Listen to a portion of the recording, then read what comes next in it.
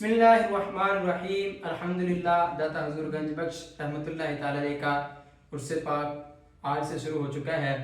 گنج بخش فیض عالم مظہر نور خدا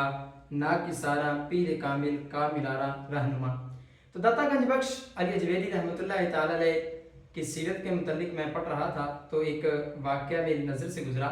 تو میں نے یہ سمجھا کہ آپ کو بھی بتا دیا جائے۔ حضرت سیدنا داتا گنج بخش رحمۃ اللہ تعالی فرماتے ہیں کہ ایک مرتبہ میں کسی سفر پر روانہ تھا،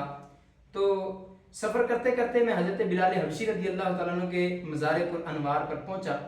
تو وہاں پر میری آنکھ لگ گئی اور میں خواب میں دیکھا کہ میں مکہ پاک میں حاضر تھا۔ وہاں آقا کریم صلی اللہ تعالی وسلم بھی موجود تھے، تو میں نے جب کریم آقا صلی اللہ علیہ وسلم کو دیکھا تو میں آپ کی طرف لپکا اور آپ کے قدمین شریفین کو چوما، تو آقا کریم صلی اللہ علیہ وسلم کی گود پاک میں ایک عمر رسیدہ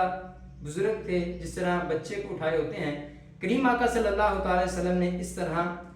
اس بزرگ کو اٹھایا ہوا تھا۔ تو میں نے عرض کی یا رسول اللہ صلی اللہ علیہ وسلم یہ بزرگ کون ہیں؟ تو نبی کریم صلی اللہ علیہ وسلم نے ارشاد فرمایا یہ امام اعظم ابو حنیفہ رضی اللہ تعالی عنہ ہیں، یہ آپ کے امام ہیں۔ تو گویا امام اعظم ابو حنیفہ رضی اللہ تعالیٰ عنہ کی بشارت داتا حضور گنج بخش رضی اللہ تعالیٰ عنہ کو خواب میں دی گئی، تو اس سے پتہ یہ چلا کہ آقا کریم صلی اللہ علیہ وسلم کو علم غیب بھی تھا اور آقا کریم صلی اللہ علیہ وسلم دلوں کے حالات کو بھی جانتے ہیں۔ اور تو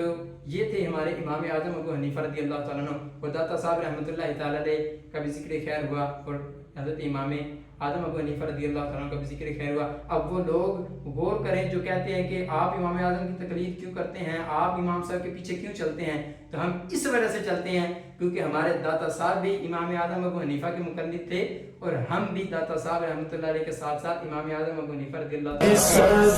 عنہ